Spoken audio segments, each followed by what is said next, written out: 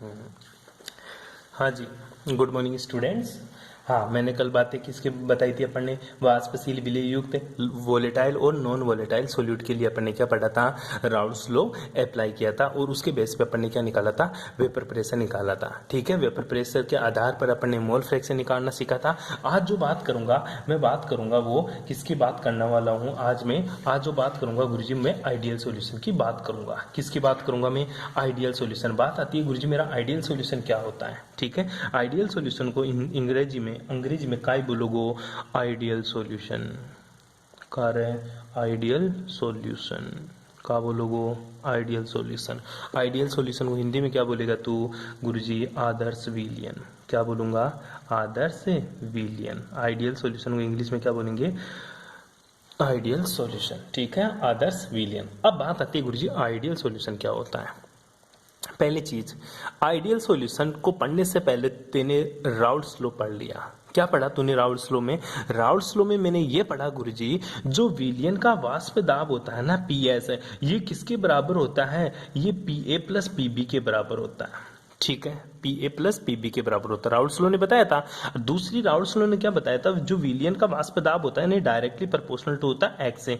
ठीक है, एक्स क्या होता है, मोलबिन। मतलब जो विलयन का जो वाष्प दाब होगा, जो विलयन का वाष्प दाब, आंशिक वाष्प दाब, पार्शियली वेपर प्रेशर होगा, वो किसके ऊपर डिपेंड करेगा गुरुजी, मोल फ्रैक्शन के ऊपर डिपेंड करेगा। कहना क्या चाहता है वो, कि जितने मोल फ्रैक्शन होगा उसका वेपर प्रेशर भी उतना ही अधिक होगा। ठीक है, तो आइडियल वही चीज होती है जो सारा का सारा कंबाइंड हो जाए। पहली चीज तो आइडियल से क्या समझता है, पहली बात ये बता आइडियल से क्या। आइडियल का मतलब होता है गुरुजी बिल्कुल आदर्श। अपने लिए कौन आइडियल है, ठीक है, जैसे तुम्हारे लिए तुम्हारा कोई ना कोई आइडियल होता है कि मैं उसकी तरह बनना चाहता हूं, वो तेरे लिए आइडियल है। तू क्या जानता है उसके बारे में, कि वो पूरा 100% शुद्ध है, मतलब 100% उसमें ऐसी वेराइटी पाई जाती है। ठीक है, लेकिन ध्यान दे उसमें भी कुछ ना कुछ कमियां होती हैं। पहली बात, इस दुनिया में कोई चीज़ आइडियल नहीं होती, हर किसी में कुछ ना कुछ कमी जरूर होती है, लेकिन फिर भी अपन एक आइडियल लेकर चलते हैं। क्यों? क्योंकि उसके रेस्पेक्ट में अपन को अन्य चीज़ों का अध्ययन करना पड़ता है। फॉर एग्जाम्पल, अगर मेरे को सॉल्यूशन की बात करनी है ना, तो गुरुजी मेरे को दो तरह के सॉल्यूशन की बात करूंगा, एक तो आइडियल सॉल्यूशन की, एक नॉन आइडियल सॉल्यूशन की। आइडियल सॉल्यूशन के बेस पे ही मैं नॉन आइडियल सॉल्यूशन को पढ़ सकता हूँ।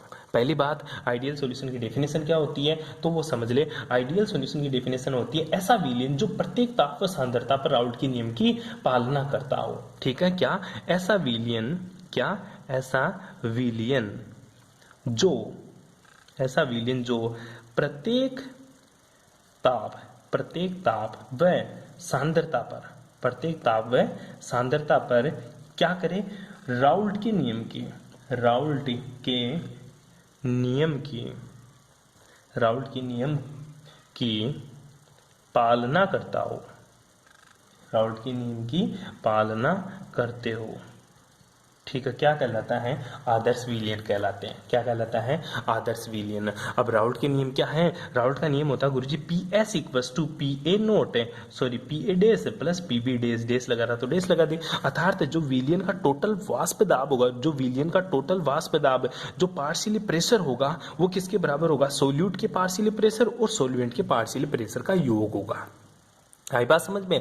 कहना क्या चाहता है कि जो P S equal to P A dash plus P B dash होता है। ठीक है, अब देख आइडियल सॉल्यूशन की जो प्रॉपर्टीज होती हैं, वो प्रॉपर्टीज की बात करते हैं। जो पहली प्रॉपर्टीज होती है आइडियल सॉल्यूशन की, वो होती है क्या, कि पहली प्रॉपर्टीज यही है, राउल्ट्स लॉ को फॉलो करें। ठीक है, पहली प्रॉपर्टीज क्या है, राउल्ट के नियम की पालना करें, राउल्ट का नियम। ठीक है, राउल्ट के नियम को क्या करें, पालना करें, राउल्ट के नियम को फॉलो करें। राउल्ट के नियम में क्या क्या पड़ेगा तो गुरुजी, जो प्रेक्षित वाष्प दाब है ना, वो गणनीय वाष्प दाब के बराबर हो। प्रेक्षित वाष्प दाब मतलब एक्सपेरिमेंटली जो प्रेशर आएगा वो किसके बराबर हो, कैलकुलेटेड प्रेशर के बराबर होना चाहिए। मैं एक सॉल्यूशन लिया, उसका एक्सपेरिमेंटली प्रेशर निकालू और फिर उसके बाद में मैं उसका कैलकुलेटेड प्रेशर निकालू, वो दोनों बराबर है, तो वो चीज क्या है, मेरी आइडियल है। फॉर एग्जाम्पल मैं बात करूं तो जो मेरा पी एस है वो क्या होना चाहिए, पी पी ए डेस है प्लस पी बी डेस के बराबर होना चाहिए। दूसरा जो मेरा पी ए डेस क्या होता है, ये बराबर होता है गुरुजी पी ए नोट है एच से है, ठीक है। तीसरी जो मेरा पी बी डेस होता है ये किसके बराबर होता है, P B naught X B, ठीक है। मतलब ये चीजें क्या होनी चाहिए गुरुजी, बराबर होनी चाहिए। ये जो चीज होती है ना, ये तो मेरा एक्सपेरिमेंटल वैल्यू होती है, और जो ये चीज होती है ना, ये मेरा कैलकुलेटेड वैल्यूज होती है। क्यों? क्योंकि ये तो फॉर्मूले से बनाई है मैंने, ठीक है। तो राउल्ट का नियम की पालना करें, अर्थात जो प्रेक्षित मान है वो कैलकुलेटेड मतलब गणनीय मान के क्या होना चाहिए, बराबर होना चाहिए। ये इसकी पहली प्रॉपर्टीज होती है।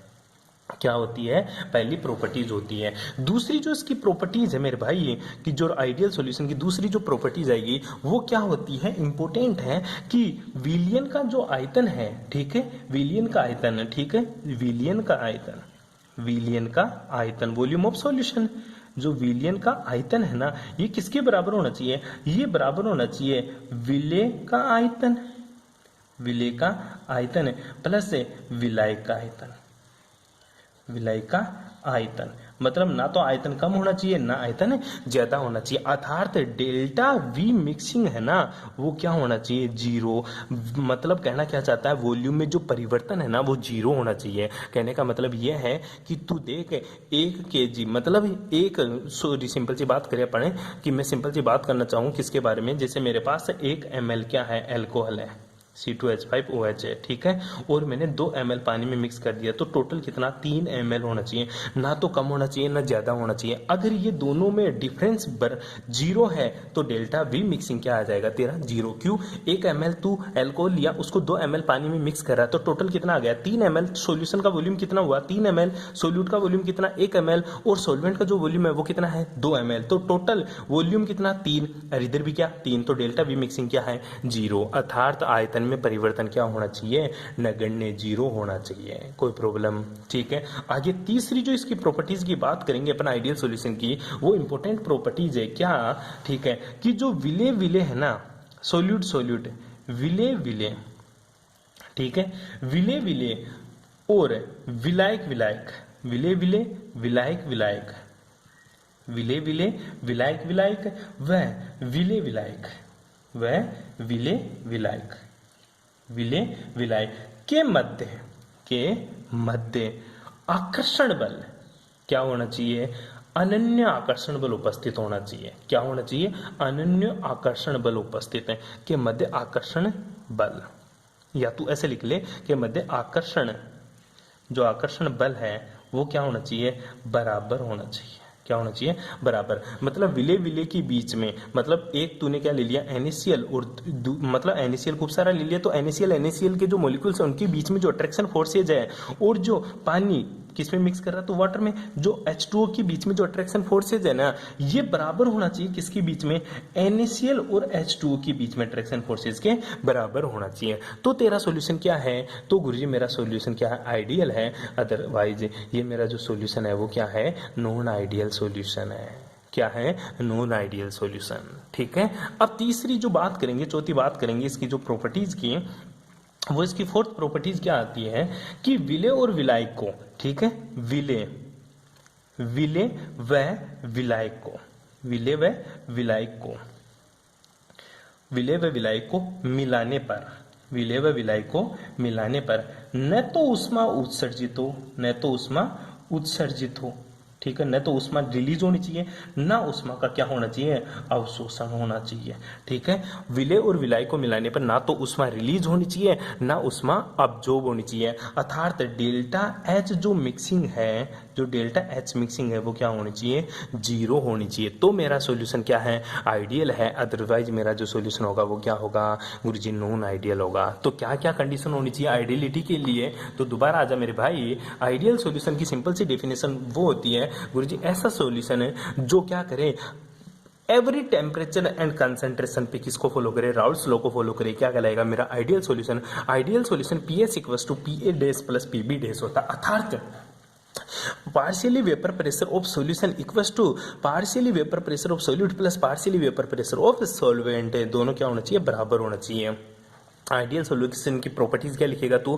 पहला, राउल्स लॉ को फॉलो करे, means PS equals to PA dash plus PB dash होना चाहिए, ठीक है। दूसरा क्या होना चाहिए? एक्सपेरिमेंटल वैल्यूज या एक्सपेरिमेंटल वेपर प्रेशर बराबर होना चाहिए कैलकुलेटेड वेपर प्रेशर के। तो दोनों तीनों फॉर्मूले ये लिख देना, ठीक है। उसके बाद में इसकी दूसरी प्रॉपर्टीज क्या लिखेगा? विलियन का आयतन मतलब volume of solution equals to volume of solute plus volume of solvent, means delta V mixing equals to 0, ठीक है। Third properties are the attraction forces between the solute and solute, solvent and solvent, and solute and solvent are equal to each other. That is example NaCl H2O H2O equals to NaCl H2O, ठीक है। Third जो fourth properties की बात करेंगे वो बात करेंगे, ठीक है, the mixing of solute and solvent, the heat neither be release और nor be absorb, ना तो हीट अब्जॉर्ब होनी चाहिए और ना ही हीट क्या होनी चाहिए? उत्सर्जित होनी चाहिए। अर्थात delta H mixing equals to क्या होना चाहिए? 0। ऐसा सॉल्यूशन क्या कहलाएगा? मेरा आइडियल सॉल्यूशन कहलाएगा। यहां तक किसी को कोई दिक्कतें? ठीक है। आइडियल सॉल्यूशन के बारे में तू लिख सकता है, गुरुजी क्या दुनिया में ऐसे सॉल्यूशन पाए जाते हैं? हाँ बिल्कुल, ऐसा सॉल्यूशन मिलता है, मोस्टली देखने को मिल जाता है। किसका सॉल्यूशन? एग्जांपल तुझे याद करना है। एक तो तेरा बेंजीन, बेंजीन की स्ट्रक्चर तुझे बनानी आनी चाहिए। ये बेंजीन का सॉल्यूशन और साथ में टोलुइन। अगर बेंजीन के अंदर मैंने क्या मिला दिया? गुरुजी मैंने बेंजीन के अंदर क्या मिला दिया? टोलुइन। तो मेरा क्या है? आइडियल सॉल्यूशन है। मैंने NaCl और H2O का एग्जाम्पल लिया है, ये समझाने के लिए लिया है, ना कि ये आइडियल सॉल्यूशन है तेरा, ठीक है। आइडियल सॉल्यूशन का जो एग्जांपल है बेंजीन और टोलुइन, इसको क्या बोलेगा? बेंजीन, इसको क्या बोलेगा? टोलुइन। दूसरा जो एग्जांपल की बात करेंगे, ये तेरा पहला एग्जांपल है। दूसरा जो मैं एग्जांपल की बात करूंगा गुरुजी, वो है मेरा एन पेंटेन, ठीक है। एन पेंटेन को मिक्स कर दे तू किसके साथ है? एन हेप्टेन के साथ है। एन हेप्टेन के साथ, एन पेंटेन को मिक्स किया मैंने किसके साथ है? एन हेप्टेन के साथ है। तो ये भी मेरा क्या बनाएगा? आइडियल सॉल्यूशन बनाएगा, ठीक है। तीसरी जो मैं बात करूंगा, तीसरा एग्जांपल की बात करूंगा, वो बात करूंगा क्लोरोएसिटाइल को अपन ब्रोमो इथेन के साथ है, या क्लोरो इथर को तू किसके साथ जोड़ दे? ब्रोमो इथर के साथ या एथेन के साथ। क्लोरो एथेन का फॉर्मूला समझता है ना? C2H5Cl को तू जोड़ दे किसके साथ है? C2H5Br के साथ है। मतलब क्लोरोएथेन को ब्रोमोएथेन के सॉल्यूशन में मिक्स करने पे भी मेरा कौन सा सॉल्यूशन बनता है? आइडियल सॉल्यूशन बनता है, ठीक है। यहां तक किसी को कोई प्रॉब्लम, किसी को कोई दिक्कत, किसी को कोई परेशानी? ठीक है, कोई दिक्कत नहीं है। चलो इसका ग्राफ बनाना और सिखाता हूं आपको। आइडियल सॉल्यूशन का जो ग्राफ आता है वो कैसा आता है। अब बात क्या आती है कि गुरुजी आइडियल सॉल्यूशन का तू ग्राफ तो बनाने जा रहा है, लेकिन मेरे को ये तो नहीं पता है किसके बीच में बनाएगा, ठीक है। ग्राफ किसके बीच में? अरे भाई साहब, राउल्ट ने यही तो बताया था, P is directly proportional to X, मतलब partially vapour pressure is directly proportional to mole fraction. तो दो ही तो चीज है तेरे पास है। जो ग्राफ आएगा वो किसके बीच में आएगा गुरुजी? जो ग्राफ आएगा partially vapour pressure versus mole fraction के बीच में तू ग्राफ बनाएगा। अब मोल फ्रैक्शन दो होते हैं, सोल्यूट और सोल्वेंट, तो दोनों की ही बात करेंगे, ठीक है। ग्राफ बनाना तेरे को अच्छे से आना चाहिए। मैं तेरे को एक बार बताता हूँ ताकि तेरे अच्छे से समझ में आ जाए। सिंपल सा ग्राफ बनाएंगे अपन, ठीक है। इस तरह से दो लाइन खींचेगा। अच्छा गुरुजी, दो ग्राफ एक साथ बनाएगा कि तू? बिल्कुल हाँ, क्योंकि तेरे पास दो चीज है, सोल्यूट और सोल्वेंट। सॉल्यूशन में दो चीजें तेरी, सोल्यूट और सोल्वेंट। इधर तो क्या रहेगा तेरा? वाष्प दाब। क्या रहेगा? वाष्प दाब। इधर क्या रहेगा फिर? इधर भी तो वही रहेगा। क्या रहेगा? वाष्प दाब। नीचे क्या रहेगा? मोलबिन। क्या रहेगा? मोलबिन। अच्छा जी, ठीक है। ये अपन किसकी बात करेंगे? ये दो, क्योंकि सोल्यूट और सोल्वेंट दो चीजें हैं तो ग्राफ भी दो बनेगा, ठीक है। और मोल फ्रैक्शन भी दो ही मिलेंगे आपको। चलो बात करते हैं इसकी थोड़ी सी। मैं देखते को समझाने की कोशिश कर रहा हूं, ठीक है। इस पॉइंट को यहां टिक कर दे। पहले बनाना सिखा रहा हूं, समझा दूंगा कैसे आता है ग्राफ, ठीक है। दूसरे पॉइंट को तू कहां टिक कर दे? गुरुजी मैंने यहां टिक कर दिया, मतलब इससे जस्ट नीचे। कुछ मत कर तू, फिर इसको तो मिला दे इससे, ठीक है। और दूसरा क्या करेगा गुरुजी? इसको मिला दे तू इससे, ठीक है, कोई दिक्कत। और ऊपर वाली लाइन को मिला दे इससे, मिला दिया, ठीक है। अब ग्राफ के बारे में समझते हैं, ठीक है। मैं बात करता हूं यहाँ पे कि XA कितना है? 0, और यहाँ पे XB कितना है? 1। यहाँ पे जो मैं बात करूं, ठीक है, जो XA क्या है? 1 हो गया, और जो XB है वो कितना हो गया? 0। कहना क्या चाह रहा है? ठीक है, ये तो दोनों तरफ जा रहा है, इधर भी जा रहा है, इधर भी जा रहा है। इधर कौन जा रहा है? इधर तो XA क्या है? मोलबिन। किसका? सोल्यूट के लिए। सोल्यूट के लिए मोल फ्रैक्शन क्या है? 0। इस पॉइंट पे के ऊपर सोल्यूट का जो मोल फ्रैक्शन क्या है? 0 है गुरुजी। तो पूरा कौन है? XB। मतलब यहाँ पे तो क्या है? पूरा का पूरा सोल्वेंट है, मतलब XB है। यहाँ पे केवल विलायक का मोल भिन्न है, केवल यहाँ पे विलायक उपस्थित है, विलेय का मोल भिन्न 0 है, तो विलेय तो तूने है ही नहीं यहाँ पे, मतलब विलेय तो डाला ही नहीं होगा। इधर से इधर जा रहा है तो तू विलेय डाल रहा होगा, विलेय डाल रहा है मतलब सोल्यूट डाल रहा है। यहाँ आते आते इस बिंदु के ऊपर सोल्यूट तो 100% हो गया, लेकिन जो सॉल्वेंट है वो क्या हो गया मेरा 0। सॉल्वेंट क्या हो गया मेरा 0। तो बता रहे मेरे भाई, एक बड़ी इंटरेस्टिंग बात बताता हूँ इसके लिए, ठीक है। वो जो तेरे को समझ में आ गई ना तो तेरा काम हो लिया। अगर तेरे को ये चीज समझ में आ गई ना तो तेरा काम हो लिया पूरा का पूरा। यहाँ पे क्या है गुरुजी, यहाँ पे केवल सॉल्वेंट है, बी है। तो बता, जो वेपर प्रेशर आएगा वो बी की वजह से आएगा, ए की वजह से? गुरुजी सीधी सी बात है ना, बी की वजह से आएगा। क्यों? ये तो पूरा का पूरा 0 बता रहा है, तू बार बार बोल रहा है यहाँ पे एक्स है क्या है 0, एक्स है मतलब मोल फ्रैक्शन ऑफ एक्स है, मतलब mole fraction of solute equals to 0। Means यहाँ पे सोल्यूट है ही नहीं, केवल क्या है सॉल्वेंट है। तो वेपर प्रेशर भी किसकी वजह से होगा? सॉल्वेंट की वजह से। तो यहाँ पे क्या आएगा मेरा पीबी नोट केवल। क्यों? क्योंकि सॉल्वेंट की वजह से आएगा, और ये प्योर स्टेट है इसलिए नोट आया। क्यों? केवल सॉल्वेंट प्रेजेंट है मेरा, केवल सॉल्वेंट प्रेजेंट है, वो भी क्या है प्योर है, क्योंकि सोल्यूट क्या है 0 है। तो प्योर सॉल्वेंट है, और प्योर सॉल्वेंट है तो पीबी नोट प्योर सॉल्वेंट का वेपर प्रेशर आएगा। कोई दिक्कत है? इधर आ जा, यहाँ पे केवल गुरुजी सोल्यूट है। क्या है? सोल्यूट है। तो सॉल्वेंट क्या है 0, सॉल्वेंट क्या है 0। तो यहाँ पे क्या जाएगा मेरा पी ए नोट। क्या आ गया? P A note. यहां तक किसी को दिक्कत है तो बता, ये लाइन किसको दिखाएगी गुरुजी? सॉल्यूशन के वेपर प्रेशर को। वो क्या होगा? पी ए नोट है plus A P B naught है। कोई दिक्कत यहाँ तक है? P S equals to P A dash plus P B dash. Sorry यहाँ पे डेस लगा दें, ठीक है ठीक है। वो तो आगे की बात करते हैं प्योर स्टेट के, तो ठीक है डेस लगा दिया। आज अब बात करते हैं गुरुजी, ये ग्राफ किसका मिलेगा मेरे को, और ये ग्राफ किसका मिलेगा? जो बता देगा, ठीक है। वीडियो को पॉज करना प्लीज और जरूर देखना एक बार कि ये किस किस का ग्राफ हो सकता है, ठीक है। अब मैं बताता हूँ, देख यहाँ पे एक्स ए क्या है 0, और यहाँ एक्स ए क्या है 1। बता एक्स बढ़ रहा है या घट रहा है? बढ़ रहा गुरुजी, तो ये ग्राफ भी किसका होगा? ए वाला ही होगा।